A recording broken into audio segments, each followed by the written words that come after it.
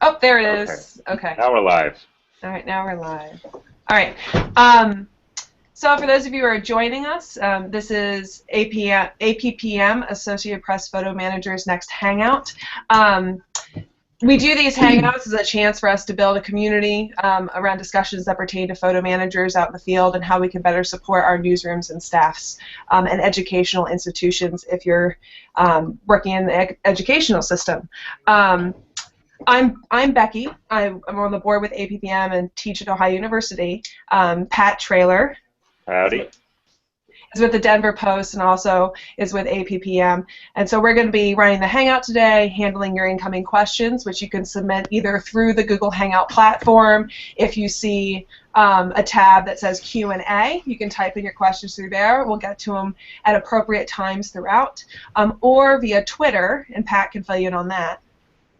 Yeah, so if you just mention at AP Photo Manager, AP Photo Managers, then we can take your question that way as well. Mm-hmm. If you're watching this now, you've already found our website. It's apphotomanager.com. We're an organization that centers around leaders in the photo community, people who are leading photography in their newsrooms, educational institutions, and beyond. So we encourage you to take a moment to browse around the site, to consider joining the organization, which can be done through the site, and also continue following up with future Hangouts, which we'll do every month. We also have a Facebook page you can join for more news and information. So today, we've got a great panel that's been so gracious to join us. We're going to be discussing today considerations and covering times of risk and conflict, knowing that it's a necessary thing that we do and timely in the world right now. So today, we have joining us first Santiago Lyon, who's the Vice President and Director of Photography at Associated Press. So, thanks for joining us, Santiago. We have Alice Gabriner, the International Photo Editor at Time. Hello. And we have John Moore, photographer with Getty Images. Hi. Hi. So thanks to you guys for joining us so much. I know it's a busy time in your newsrooms right now and in the world right now. With thoughts of covering, there's been times of war, most recently Ebola coverage, and things that we're doing of placing photographers into areas of risk. We're looking forward to hearing your insights in terms of things to keep in mind when placing and working with photographers in the field in these areas. So how I thought that we could just start off was with each of you giving us a bit of background into terms of either most recently something that you've dealt with or over the course of your career, your background in dealing with this topic I think would be really insightful for people to hear about and learn about. So Alice, I don't know if you mind kind of starting of, where you are in this kind of realm in terms of working.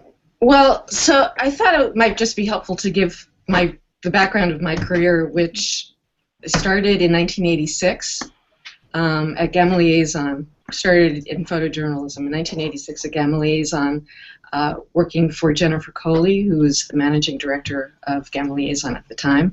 And Gamma Liaison was the American affiliate company of the French news agency.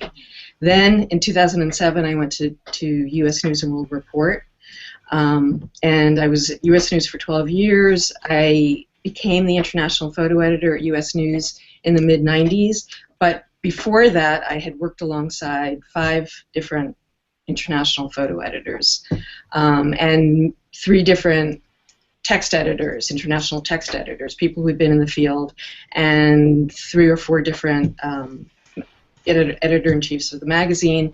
In 1999, I came to Time, and in 2003, I became the international photo editor at Time, following Robert Stevens, who'd done the job for 10 years at international photo editor. My bosses were Marianne Golan and Michelle Stevenson, and both of whom had very, very long careers at the magazine.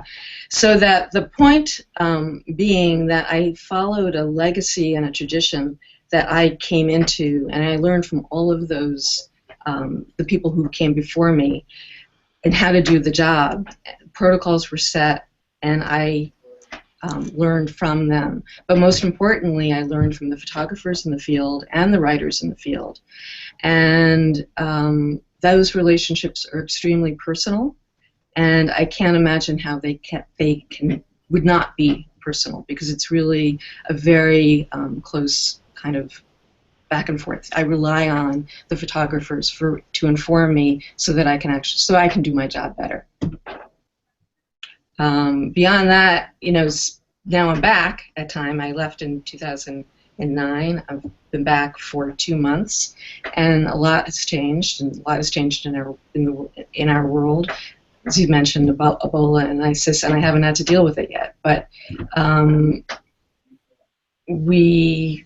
think we should have the conversation to everybody else now and come back to it, and I can give some more specifics. Okay. Sounds good. Great. Santiago, do you mind giving us kind of an introduction to your background? So I was a photographer in the field for about 20 years, and spent the last 10 of those years primarily covering war and conflict around the world, although not exclusively, because in the wire services you typically don't do anything exclusively. You're expected to do lots of things. But those 10 years took me to a number of conflicts, the Balkans, Afghanistan, Somalia, and probably a bunch of other ones that I can't remember right now. So I was looking at this from the perspective of a photographer in the field, assessing risk, trying to minimize risk, but recognizing that risk is an inherent part of what we do, and sometimes things don't work out. I had a number of close calls. I was wounded in Bosnia. I was taken prisoner by Saddam's army after the first Gulf War. I lost a lot of colleagues along the way, probably a dozen colleagues along the way, some closer than others, but still the price was very high. And at some point I got tired of doing that line of work, and determined to reinvent myself, so I was lucky enough to take a year off to consider things, and that morphed into the job that I've had for the last decade, which has been running AP's photo operations around the world. So now I'm looking at the conflicts from a different perspective, which is the one of preparing individuals and preparing missions or trips, and generally assessing or helping to assess AP's protocols and behavior with regards to dangerous or hostile environment assignments, along with a handful of other colleagues here at the AP. So I really come at this from the two different perspectives, having been a photographer in the field for a number of years, and lately, from a leadership position. Okay. Thank you. And John, how about you? I'm a staff photographer for Getty Images, based here in New York City. I've worked for Getty for 9 years, based in different places. First Pakistan, and then I came back to the U.S. and was in Colorado, now New York. Before Getty, I worked for the Associated Press with Santi on a number of assignments for 13 years. And so actually more of my career was spent with the AP before I came to Getty. And most of my career has been based abroad. For 17 years I was outside the U.S. and covered many of the conflicts that we're all familiar with, and a number of them that many have forgotten. Most recently in 2014, I had a busy travel year. I went to Venezuela for the conflict, not the conflict, the protests earlier on in the year. I then went to Ukraine, eastern Ukraine, for a couple of weeks to cover the happenings going on there. Next, Iran for a week, which is not a conflict zone, and people in the U.S. asked me, "Oh, well, wasn't it dangerous?" Well, actually, it wasn't very dangerous for me. I found people to be very kind to me, and I didn't run afoul of government regulations, and so I didn't have anything to worry about there. And then I was in Mexico and Texas, covering the immigration story of the Central Americans coming up to the U.S., which was a big story throughout the summer, and twice to Liberia. So that's kind of the focus of what I've been doing lately, is covering the Ebola epidemic, which is obviously a very different kind of hazardous work zone. I found that, generally speaking, there were fewer journalists and photojournalists and TV crews on the ground in West Africa than you would expect during for a story of this size and interest. And I think that had a lot to do with the fear that people have of an invisible threat, and you know, we can talk about those issues as well. And I've been back for about 6 weeks, and we'll see about going back to Liberia in the future. We'll see where the story takes us. Okay. Thank you all for giving us such good backgrounds in terms of your experience, how it grows. I hope to, at the very end, come back to how you all have learned about all this when you first started, because I know a lot of photo managers, when they're thinking about first sending somebody into a place of risk, it's how do you figure it all out? But I thought where we could start too is when you know you're getting ready to cover an assignment story, and John and Santi from the photographer's perspective, and also from the photo perspective, Alice and Santi, where do you start? So you're getting ready to send somebody to an area of war or to Ebola. There's so many unknowns and such change that can happen so quickly and rapidly there. Where do you start when you're beginning to plan coverage?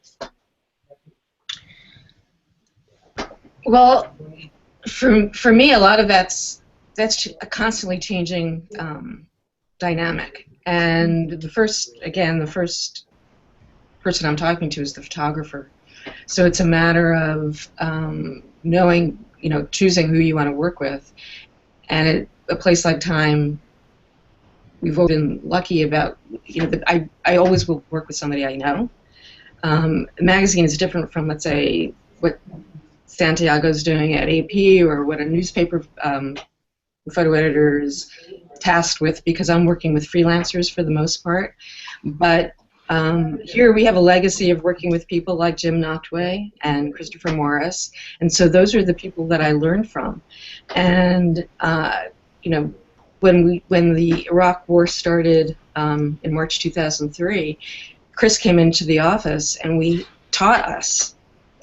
So it's from my point of view, I think listening is really important, listening to the photographer. They've done their homework, they're talking to people who are in the field, and then once the photographer's in the field, I'm talking to everybody I know who's also working there to find out what's going on, so that I can also share that information with the photographers that I'm working with. Okay. Alice, you'd mentioned the importance of working with somebody that you have a relationship with already. Can you elaborate a little bit more on that? I know I've read interviews with you where you discuss this as well. Well, I think, the most important thing is that person's judgment, and to even people that I'm not necessarily working with, I listen to what they're telling me about who's in the field and how that person is in the field. So there are times I've heard about, like in Iraq, a woman who was wearing shorts. I didn't want to work with that woman because that's not respectful of the culture. There was one time where a photographer caused a situation where he acted inappropriately. He didn't warn the writer and the other photographers who were on assignment for Time that of his whereabouts. He didn't work this again. So I think that you have to be able to work really closely with the team. I listen to the writers, who are generally staff, or were in the past staff writers, and I use their judgment because they're working alongside the photographer. So if the writer feels like this person is not following the correct protocols in the street, then I won't work with that photographer. So it's really important. Actually, your reputation is really important, and I listen to what other photographers are telling me about the photographers, how they act in the conflict zone. But I think that's probably different for somebody like AP or, again, a newspaper, where you're working with staffers for the most part. Okay. Santiago, how do you see that relationship in terms of preparing, helping people prepare to cover a risky situation or a conflict, and the relationship between photographers and photo editors? Or John, you as well? Well, I think you can sort of divide the conversation between selecting the right people for the assignment based on their experience, based on their ability to operate under dangerous or stressful or complicated circumstances, and so also based on their perhaps knowledge of the story, their knowledge of history, of language, of culture, where they're from. There's a whole series of questions you look at. Who's the best person for that story? Ethnic origin, sometimes religion plays a factor. So once you've selected the right person for the assignment, then it's about, in my mind, about planning and preparation. And so what we have here is a series of questions that we need to get satisfactory answers to that start with the planning, and we break down the planning into a number of different areas. So we talk about the journalistic planning. What is the journalistic goal of the trip, for example? What other media have been there recently, and what information can we gather from them? Again, which people are going on the story and which formats are they representing. We often work in teams of photographers, writers, videographers, not always, but some we try to. Then we look into giving coordination of the trip ownership. So we need to have somebody whose job it is going to be in contact with the team during the trip and making sure that they are responsible for ensuring the team has everything that they need in terms of safety equipment, in terms of communications equipment, and also making sure that everybody on the trip, if it's a hostile environment, has been through a hostile environments course, which is a prerequisite for us. Those are courses typically 3 to 5 day courses offered by former military types. It's kind of a combination of military know-how, first aid, and common sense. While sometimes the people in the field have substantial experience, the first aid thing tends to be the critical part of that, knowing what to do if somebody should be injured. And so we're asking a series of questions about when the people on the team last received that training, do they have medical kit with them? In case of injury, what is their proposed evacuation route? Where is the nearest airfield? Where is the nearest hospital? A whole series of logistical questions like that. Then, of course, we're concerned with the non-AP people who might be accompanying our staff on a trip. So that's fixers, translators, drivers. Do they have protective equipment? What is their situation with regards to their own insurance, where that's appropriate? Of course, anybody on assignment for the AP will be covered by our insurance, but as we know, with insurance, more is better. And then we have a series of sort of more grim things that we look at, which are family contact details, in case of something going wrong, proof of life questions, in case somebody gets abducted, and a whole series of things like that. So that's really the planning part of it, and then we have the entry into the assignment. Where are they going? How are they getting there? Who's driving? Do they have fuel, etc.? All those sorts of things, food, all of that. So you have the entry to the assignment, then you have on the assignment, how long are they going to stay, if they overnight, where are they going to sleep, all of those sorts of things. And then you have the exit from the assignment. How are they going to exit the assignment? What's the proposed exit route? What's the security situation along the exit route and previously the entry route? All of those sorts of things. So it's really a comprehensive look in conjunction with the people in the field in order to get the answers to all these questions. The effort here is really about understanding the risks and minimizing the risks in as much as one can. Of course, going to conflict areas or dangerous stories is inherently risky in and of itself, and there is bad luck, and people do get injured, and occasionally people get killed. And we do everything we can to minimize those eventualities, but sometimes bad luck happens, and people perish. And so I think the planning that I've talked about is a hugely important aspect of all of this, but so is the sort of psychological preparedness of the team and what's driving the team. And I think it's very important to note that, at least here where I work at the AP, it's done purely on a volunteer basis. We would never oblige anybody to go to a story. If anybody felt uncomfortable at any point in the story, wanted to get out of there, we would facilitate that. And then, of course, we also, when people do come out, often processing their experiences, or sometimes processing their experiences, can be difficult, and re-entry into so-called normal life can be difficult, and so we also look after all of our folks as appropriate from the psychological standpoint. So it's a fairly, I would say, robust and comprehensive sort of soup-to-nuts look aimed at effectively covering stories, doing so with the least risk possible, understanding, however, that there is risk, and then understanding that the responsibility to our staff and the people who work for us does not end when the story's over, but obviously continues should they need assistance processing their experiences, or in some cases dealing with injuries.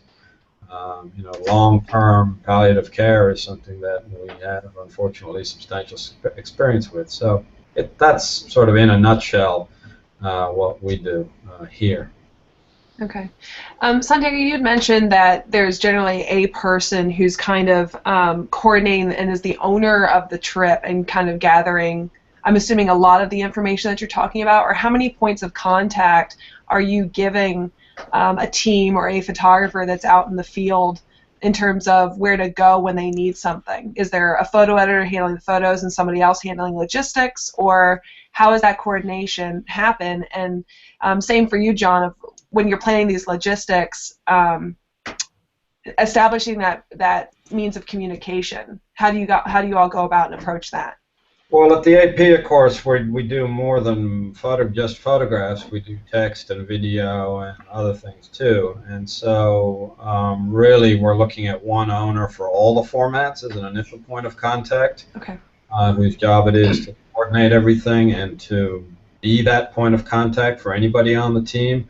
But we also will have sort of format-specific communication as appropriate or as possible with the members of the team. So while there will be a point of contact for the logistics and safety and decisions about how to proceed, there can also be points of contact. Photo editor for the region will talk to the photographer about what's being generated, what's missing, perhaps, or how to direct the story in the same way that we would do that for text and video. So I think you really have one owner for the nitty-gritty mechanics of the trip, and probably three owners, one for each format, for the specifics of the trip. But the understanding is that everybody on the ground will make every effort to work together to properly coordinate their activities, understanding that the needs of the formats are somewhat different.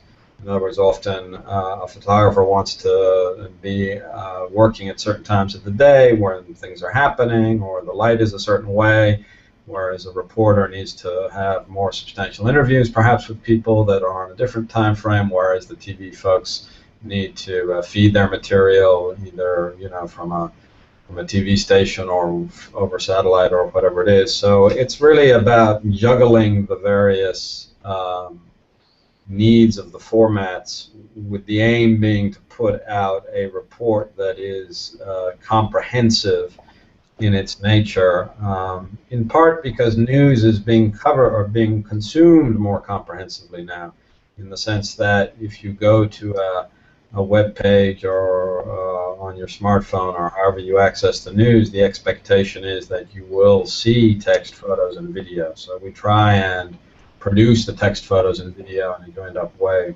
on the ground. Okay. In my case, it's quite a bit different. when I go out on an assignment, certainly to a hostile environment or dangerous, hazardous zone, it's usually just me.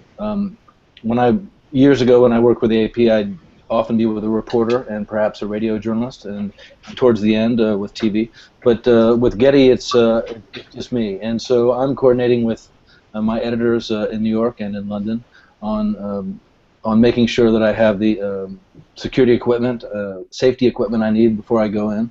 In the case of the Ebola outbreak, of course, I was buying what are essentially hazmat suits. They call it PPE, personal protective equipment, in the lingo of the health worker business. And I went with dozens of suits.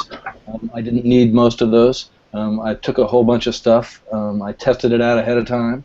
When I tested out the equipment that I bought, I purchased protective glasses that were open, and when I put my surgical mask on, they completely fogged up and I couldn't see a thing. So I had to go, for another round of shopping, this time to a scuba shop to get goggles that actually closed up around my eyes. And so little details like that about your equipment that you take in with you are key. And talking to journalists ahead of time, I found going into any hostile environment, the key thing in terms of research is talking to anyone and everyone who's just been there, and that's very helpful for someone with some years in the business as myself, because I know a lot of people, and even though they may technically be competition, we all try to look out for each other. I think, Alice and Santi, you'd probably agree that the best people in the field tend to care about the others, their other colleagues, and the safety for all of us is much more important than the competition in terms of the photography. And so I rely on other journalists who've been there, and I freely give advice to those who follow me into hazardous situations to keep them, to help keep them safe, and also some contacts in order to work, because people who don't know how to work can do things that are very risky, and so I think it's important for us to help each other out. Right now, I've been following the Facebook pages of, their private groups where you can follow and hear discussions among other journalists about what the protocols are. There are photographers who are working who aren't. In one posting, I saw that there were people going into Liberia that was concerning because they weren't following the correct protocols. So I think that's really informs me about when to watch out for those people, to make sure that I'm not going to. And I have those conversations with Kira Pollack, who's the director of photography. How are we going to cover the story? And at time we can be a little bit different because we're not covering every week, and we can be a little bit more. We could step back a little bit further and think about how we want to approach the story.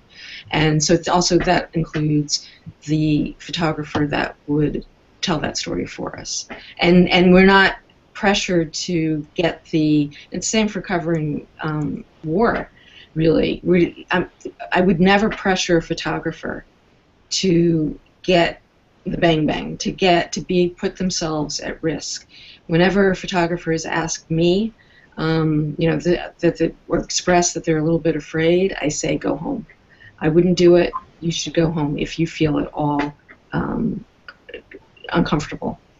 So I don't need to get, that picture. I actually can rely on the wires. Could rely on AP for that. If the photographer that I have on assignment doesn't get a particular, a picture that might need to be published.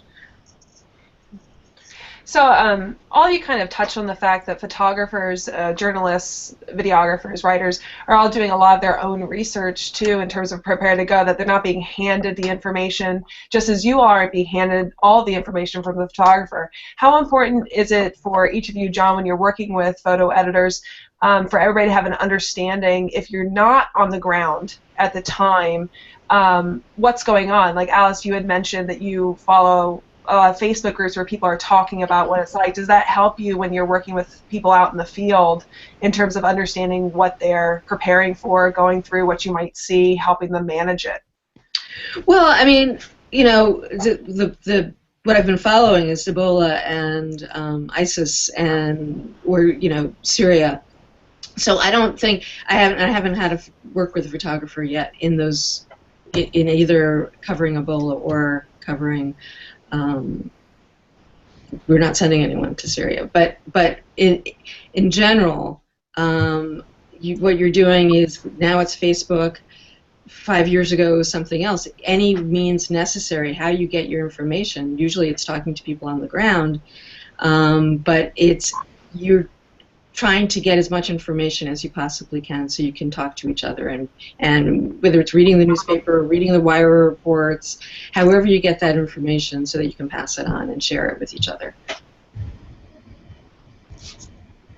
John, how about for you when you're working with a photo editor while you're out in the field? How do you expect them, or is it helpful for you that they have an idea or an understanding of some of the logistics that you're dealing with and place that you're dealing with? Well, it's not just important for me; it's important to them. Like with the AP, Getty has had tragedies as well. We lost Chris Hondros a couple of years ago in Libya, and I think all the agencies have had these blows in the last few years, and we're all very conscious, not just the photographers but the editors, about about keeping people safe as much as possible. And so I'm only dealing with one or two editors when I'm on assignment. Getty Images is fairly streamlined. It looks like when you look at our website, it looks like we have photographers in every country of the world covering every conflict and covering every event. But that's not actually true. We have image partners. We get a lot of our pictures through AFP. We have many other organizations whose photos we distribute and sell. The actual number of staff photographers who get sent out to these events, in the case of Getty, is quite small. And there's only a couple editors that we deal with when we go out. And so we talk about all these things before I go. I'll give an assessment of the situation and what I think the risks are and how I'm trying to deal with it. And it'll be a back and forth between me and editors on whether we think it's the risk-reward ratio is one that we can deal with, because there's always going to be risk. And I mean, I'll go into situations. I was in when I was in eastern Ukraine earlier this year. There were some pictures 100 yards away. I could see them. They were right there. All I had to do was go over there and take them. But the distance between me and that photograph, there was all sorts of stuff that that just made it not worth taking that shot. And so you have to be willing to sacrifice a lot of photographs, pictures that you'll never pictures that you'll see with your eyes, but you'll never make with your camera, in order to have the long view and stay safe. And my editors. They know that, and as Santi said, accidents do happen. Some of the very best people in this field we've lost because of simple bad luck.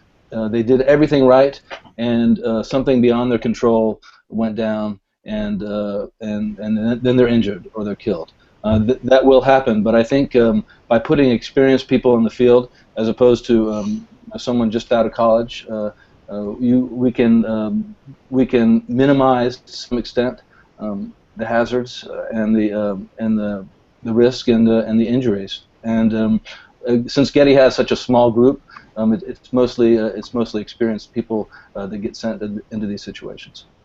So when you're in the field, what are the kinds of support that are most crucial to you in terms of talking with an editor? What are the biggest things that they help you out with that you would feel like you'd be lost without? Well, certainly, I tend not to get second guessed too much. My editors will give me positive feedback in terms of our planning for what's to come. But once something's finished, I tend not to get blamed and second guessed a whole lot. We move on to the next situation. They typically trust that when I make a mistake, and I do, and we all do, we'll talk about how things may have gone better. But there's never any blame. Well, you didn't get this shot. You should have got that shot. We don't go into that.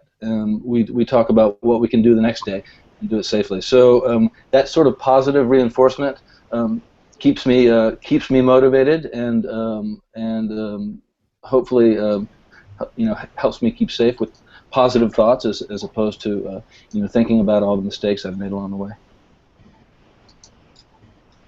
I don't know if that makes sense. Yeah. It does. Santiago, do you mind elaborating on that as well, in terms of what do you see as, when somebody's working in the field, as the key things that a photo editor can provide for them, or an editor can provide for them from home? Well, I think they need feedback as to how their work is being perceived, either by their editors or, in many cases, by the customers. In other words, people using the work. Prominent usage. Nowadays, of course, with the easy satellite communications, photographers are often able to see the results of the work themselves. They can get online from pretty much anywhere, and with a quick search of their name or the story they're on or certain websites, they can see excuse me, they can see not only the results of their own work, but they can also see what the competition is doing, and so they can see how they're doing and all of that. So a lot of that, that used to be the sort of exclusive domain of the editor at the other end of a crackly phone line, to tell the photographer, oh, your picture was on the front page of this paper or that paper. That's all changed now, especially in the digital environment. But I think general support, general comment on the work, general guidance about how they're doing. I mean, one of the things that of course happens is that photographers, quite naturally and quite reasonably, have a very strong emotional connection with their work, and they remember very vividly the circumstances under which photographs were made, and so they have this connection, and that's perfectly natural. In fact, without that connection, everything would be a little bit dry and clinical. That said, it's often useful to get a more removed view of their work from afar. So an editor can comment on the work and say, yeah, you're looking good on this story, you have all the elements, but for this other story, you might consider this, or you might consider that, and sort of give some guidance to the photographers to challenge them to more comprehensively, if needed, and sometimes it isn't, but often it is, give them a view as to sort of what's missing and what the editor would like to see, but at the same time recognizing that the editor cannot micromanage the story from thousands of miles away, and you have to have a fair amount of respect and trust of the photographers, obviously, and give them the autonomy to do their work. So it's a balance between giving them feedback and giving them suggestions, but also being reasonable about it, and not forcing photographers into situations where their editor has asked for a particular picture that their better judgment tells them isn't safe. You don't want to get a situation where somebody is responding to a request from afar and putting themselves in more danger than might otherwise be the case. But I think just general daily check-ins wherever possible, at the end of the day or the beginning of the day, and general feedback on the work and then specific observations about the work is appropriate. I think photographers, in my experience and having been one for many years, it's an interesting group. We tend to be, journalistic, of course. We're interested in telling stories. We're interested in ending impunity. We're interested in publicizing things that we feel are necessary for the world to know. So there's a definite journalistic element to it, but there's also a very strong creative element to it because of the medium that we've chosen to express ourselves with. And so depending on the individual, the creative element of it can sometimes be challenging to manage, let's say. And so you have there's a lot of sort of maintenance conversations involved, recognizing that some of the people out there are, whatever their personal characteristic is, a little bit touchy, a little bit, whatever the characteristic might be. So it's important that the editor understand who they're working with and be able to relate to the person in the field on those terms, everything smooth and moving. The other thing is it's often really, there's a lot of boredom and a lot of waiting and downtime, and so that's where the photo editor, I mean, I've talked 3 people through actually that, just the 5 days waiting in Salman Pack in Iraq and not being able to move, and there's a sandstorm, and the situation is very, very bad. I remember talking to Yuri Kozarev, and he would say my situation has not changed every single day. So it's what you're basically just a shoulder in a lot of ways. You're somebody to be there for them and to understand, and that's where the listening is important from the photo editor's perspective, to just listen to them and to make sure that they trust you, so that you can understand where they are emotionally, and that's also, I think, a very important thing. That's we in the field, we love it when editors can be a sounding board for us to sometimes we just have to vent about what's happening out in the field, because it's not always pretty, and oftentimes we don't have anyone else to talk to, and so editors who listen love. With that in mind, too, as you guys are staying in contact with editors and on the field, at what point do you, I guess, how have you learned how to encourage photographers, push photographers, but as Santiago, you mentioned, not micromanage photographers, not staying in so much contact that it's overbearing? What are things that you all look for in your communication with people out in the field as they're working to help provide that support? Are there any flags or situations that come up that you say, maybe this photographer is pushing themselves or journalist is pushing themselves too hard, versus encouraging them to continue covering the story? I think you have to calibrate the conversation to the individual. There's probably no one-size-fits-all, and different people respond to different things. Some people are more high maintenance and require more hand-holding. Other people are more matter-of-fact.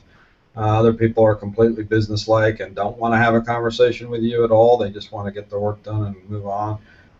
So I think it's about calibrating the conversation to the individual and the circumstances under which they're working. But as somebody mentioned, it is important to be there as a support mechanism, because some of these situations are really quite horrific. And if somebody has spent all day wading through carnage and mayhem, sometimes what they want to do is sit down and open a bottle of something and get on the phone and just have a conversation with an editor that they can trust. And our business is small enough that often the editors who are back in New York or London or Mexico City or Cairo or wherever it happens to be have been photographers themselves, and so they often enjoy a certain level of trust and confidence with the people in the field. So, it's just about attuning your ear to what you think the photographer needs from you at that particular time. Sometimes it's, emotional support. Sometimes it's material support. They've broken something. They need more equipment shipped in or whatever it might be. Commentary on their work. Sometimes it's all of the above. It's just a question of fine-tuning the conversation to the photographer. I think it's also great to know that someone's paying attention, especially when you're in a hazardous environment. To know that even on days when it didn't work out and you didn't make the picture you wanted, that someone knows you're out there. I have colleagues in the field who work for other organizations who've told me that they'll go weeks without hearing a word from an editor, and I shake my head. That's just that's very irresponsible. And so I love it when editors have constant contact. In my case, when I go into a hostile environment, I'll usually send out either the night before or the morning of a list of things that I plan on doing. It may be a very rough list, so editors have an idea of what I plan. Oftentimes what I file at the end of the day, and because I work for a wire service, I do file photos every day when I'm on assignment. The pictures will often be much different from what I predicted. But at least in the morning meeting, people have an idea of what I'm doing, and they know what town I'm going to be in, and they'll have they always have the phone number. For instance, when I'm out, my editors will have the phone number of the fixer that I'm working with, and the driver. Sometimes that's the same person, and who's also often the translator. They'll have phone numbers. They'll have email addresses. They'll have the email and phone number for the manager of the hotel where I'm staying. They may have the contact in the case of Liberia for MSF, or they will know exactly which hospital I would be taken to if something happened to me. And I think it's important to remember that in conflict zones or in areas with epidemics like West Africa, the way that journalists usually get hurt is not from a bullet, and it's not usually from a virus. It's usually because of a car accident. In the profession, the traffic accidents are very common, and that happens just working in third world environments in general. And so the office has to know where you can get medical help, because you may not be in a position to talk about it if you're hurt. So everyone has to be on the same page. So there's a plan B, and I think everyone feels a lot more comfortable about some of the risks if there's a plan in place. Mm-hmm. Alice, how much when you're working with photographers, how much are you clued into their plan B and where things are going, as somebody who's working with freelancers oftentimes as opposed to staff? I'll be honest, in the past, it's kind of intuitive, and so now coming back to time, they have much more of a kind of organized structure, and where the photographer or the writer, if it's a team, is writing out exactly. Kiro showed me something that they'd written up for Yuri Kozyrev going into homes with Aaron Baker a few months ago. So it was exactly all of that. Here a list of where they were going, who they were going with, all of the contact information. I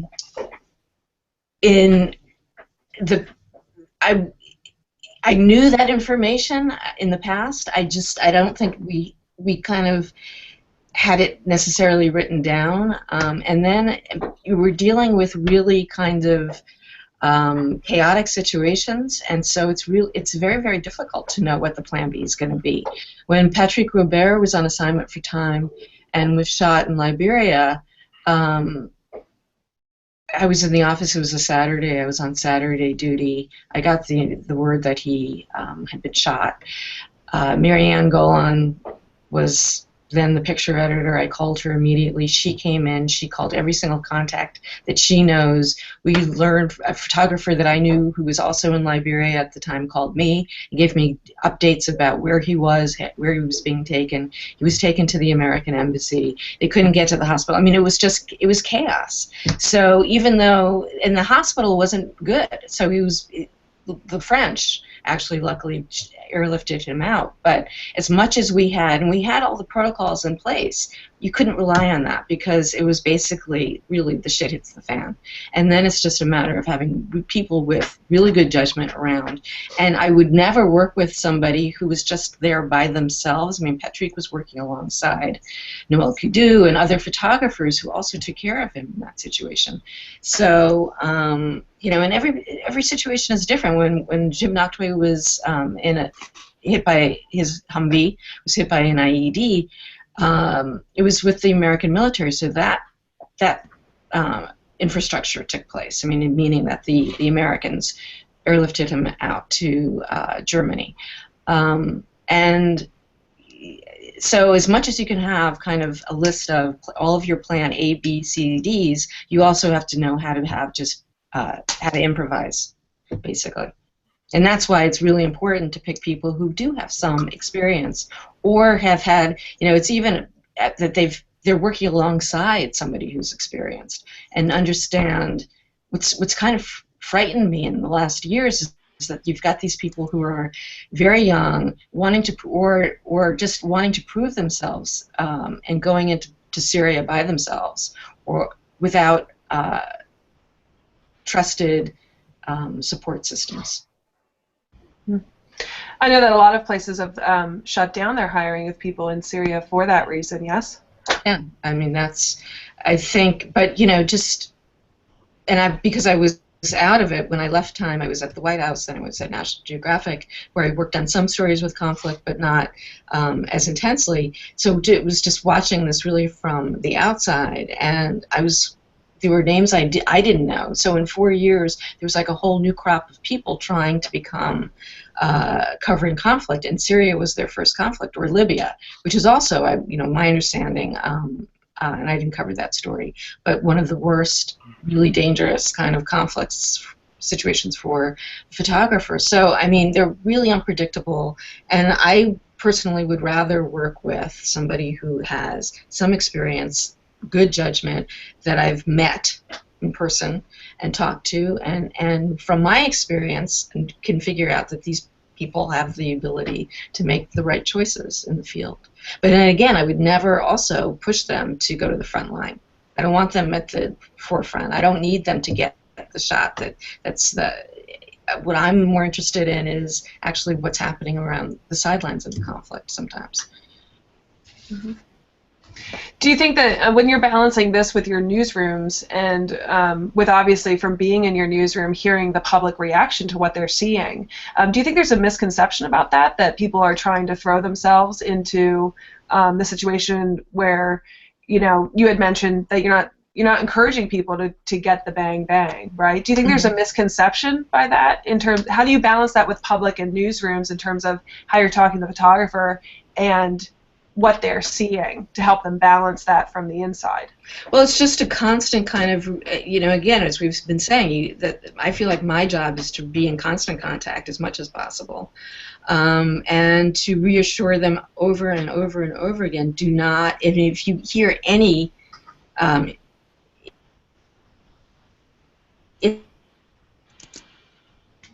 insecurity, never push someone forward to risk their lives. It's not worth it. That's what I usually say. It's not worth it.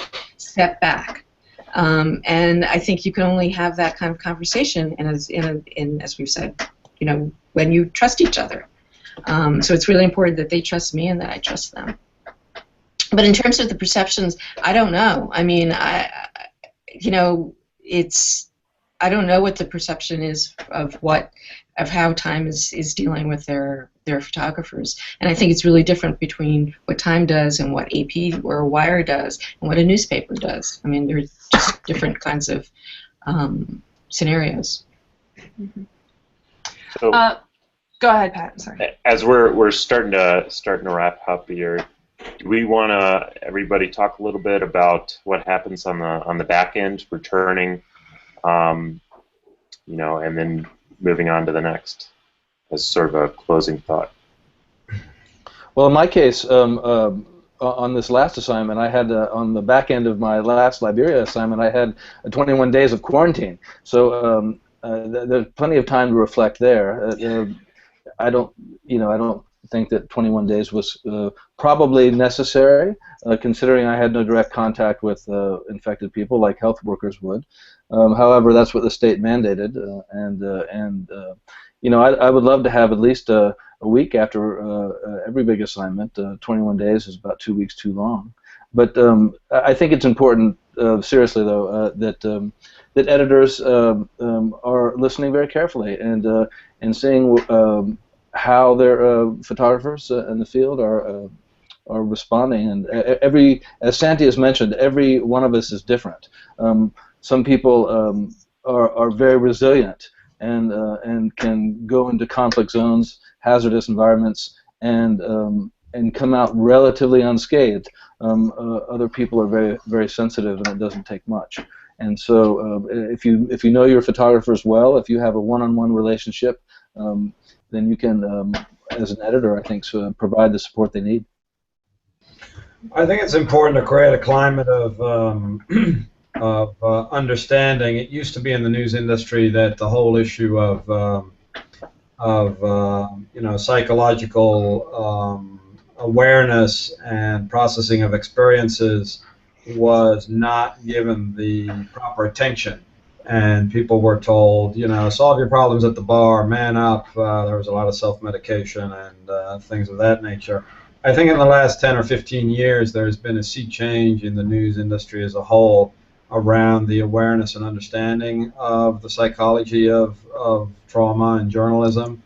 And most reputable news organizations now of any size have that awareness, have the resources available to assist their staff, and really recognize that that is an inherent responsibility, that if you send somebody to a dangerous place or a horrible place, your responsibility to them must carry on after they come home.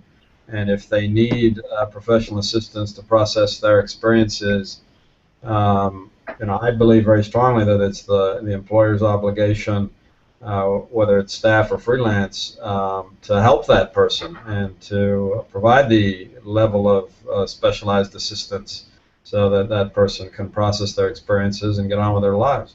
But I'm encouraged by the way the industry has changed in the last 10 or 15 years. I think it's a lot better. There's still work to do, and there's still recognition and to be paid to that, and work to be done. But I think it's in a better place than it was. I agree. I think it's a very complicated, really complicated issue, because the nature of PTSD, I think, is that you don't realize that you're experiencing it until many years later. And so, as the editor, talking to the photographer in the field, there are many times I feel like this person totally has this under control. They're not, I always felt that I was working with people who, it was one photographer once said to me that they did this job because they could handle the fear and the stress in the field. And then it's years later that you start to think about it. And it's actually true for the photo editors too. And I've had conversations with photo editors who've talked about how that working with photographers in conflict zones affected them personally. So it's something that, it's really interesting to think about how this is going to, because I don't think it's beginning to be studied and understood, and I think it deserves a lot more study. But I think it can take years for this kind of impact to really manifest itself, and so it's hard to kind of to track it. But obviously, the magazine, the publication that's working with the photographers should be responsible and to provide support for the photographers when they're in the field and then when they're home. When you all mentioned resources, do you mind just getting into just slight quick specifics, since we're at 2 o'clock now, of what kind of resources you feel like the organizations can help provide? So the issue of counseling is it's a broad umbrella, and typically the employee assistance programs of organizations are set up to deal with normal, everyday things like divorce, separation, bereavement, substance abuse, that sort of stuff. But they're not typically set up to deal with trauma. And so there are organizations like the DART Center for Journalism and Trauma, based at Columbia University, that specializes in the particular topic of journalism and trauma. There are thought leaders in the field, people like Dr. Anthony Feinstein in Toronto and Jack Saul in New York, and a number of other people around the world who are trauma specialists. And so it is possible, by connecting into those individuals or those organizations, to find trauma specialists who are able to understand and address these issues, and who are often, because it's an international phenomenon, clearly, they're able to do it in the mother tongues or the native languages of the people who require the assistance, which is particularly important when it comes to counseling or psychological assistance. So those are some of the resources. At the AP, we have through Drs. Feinstein and Saul, we have a very broad global network, and we can tap into it as needed. And then the Dart Center is often a good resource as well. Okay, thank you for that. So we are at 2 o'clock now. If I really appreciate y'all's time. I understand some of you may have meetings that you need to jump out to too.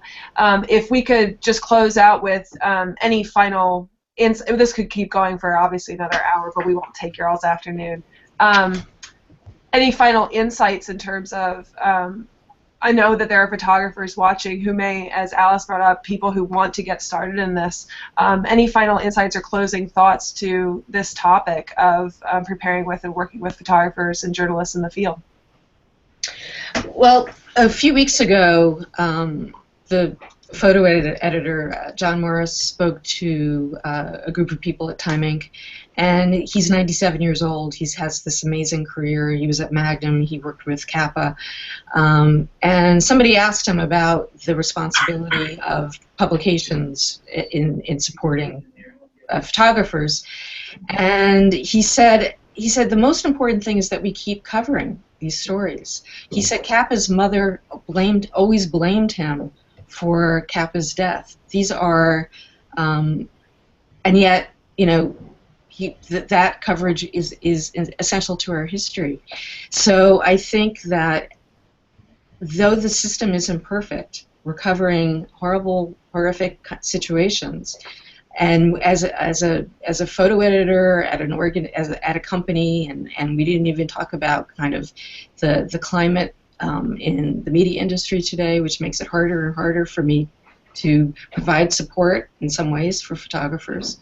But it is essential, I think, to keep covering stories and these in these places, because it is documenting our history, and it is important to see and show people what's happening. I would agree with that, but unfortunately I have to go. So I will second Alice's words, and I agree with them wholeheartedly. And thank you very much for the opportunity. Thank you, Santiago. Thank you. Just lastly, I agree. We need to keep covering these stories. I think over time, I agree with Santiago that organizations have become a little more sensitive to the needs of photojournalists when they come back from these hostile environments, and we just have to keep at these stories. We can't. ISIS right now is a very tricky one to cover because it's one of their primary missions is kidnapping and killing us, and so we're trying to cover stories that are very difficult. We need to keep at it and find ways that we can safely do these stories, and it's key to our profession, and we try to be as safe as we can. And I think organizations have gotten better at helping to keep us safe, and I hope that continues. Okay. Sorry, go ahead, Alice. Oh, I'm done. You sure? I did not want to cut you off. So, yeah. All right, Becky, Pat, thank you very much. Thank you all so much.